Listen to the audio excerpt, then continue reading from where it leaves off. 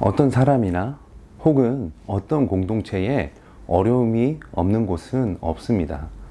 우리가 신앙생활하고 또 함께 교회를 섬기다 보면 그 개인의 삶과 공동체 가운데 반드시 어려움이 찾아오게 되는 순간들이 있습니다.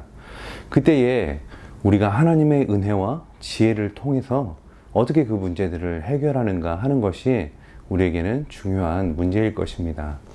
사도행전 6장에 보면 초대교회에도 어려움이 찾아왔습니다. 구제의 문제에 있어서 어려움이 찾아오게 되었는데 그 문제를 해결하기 위해 7사람의 집사를 선출하게 됩니다. 그런데 그 7사람의 집사를 선출할 때의 기준을 성경은 이렇게 이야기하는데요. 성령과 지혜가 충만하며 그래서 사람들에게 칭찬받는 사람 7을 택하라 라고 이야기를 합니다.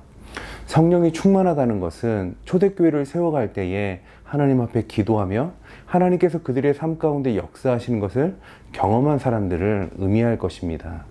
그리고 지혜가 충만하다는 것은 하나님의 말씀에 대한 지혜가 충만한 사람을 의미할 것입니다. 그런데 기도의 능력과 말씀의 지혜가 있는 것만을 집사의 직분으로 이야기하지 않았습니다. 중요한 것은 사람들에게 칭찬받는 사람을 택하라라고 이야기했던 것이죠. 우리가 신앙생활 하면서 하나님과의 관계도 중요합니다. 하지만 하나님과의 관계만을 중요하게 여기는 신앙은 세상 속에서 많은 어려움을 만나게 되는 경우가 있습니다. 여러분, 우리가 신앙생활 하면서 하나님과의 관계뿐만 아니라 다른 사람들과의 관계도 소중하다는 것을 기억해야 할 것입니다.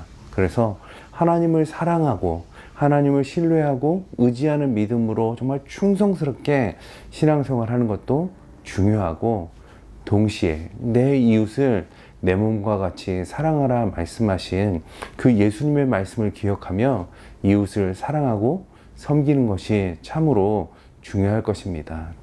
예수님께서 말씀하셨던 선한 사마리아인의 비유를 볼 때에 그 어려움 가운데 있는 사람들을 모른 척하고 갔던 사람은 하나님의 말씀과 상관없는 사람이 아니라 언제나 하나님의 말씀과 예배의 자리를 지키던 제사장과 서기관들이 그 어려움 가운데 있는 사람들을 모른 척하고 지나갔습니다. 여러분, 우리의 삶이 그렇게 될 수 있다는 것을 기억해야 합니다. 어려움 가운데 있는 사람들을 하나님의 마음으로 사랑하고 그들을 섬기는 가운데 하나님께도 인정받는 믿음, 동시에 사람들에게 칭찬받는 믿음으로 여러분의 삶의 현장에서 살아가시는 성도님들이 되시기를 주님의 이름으로 축복합니다.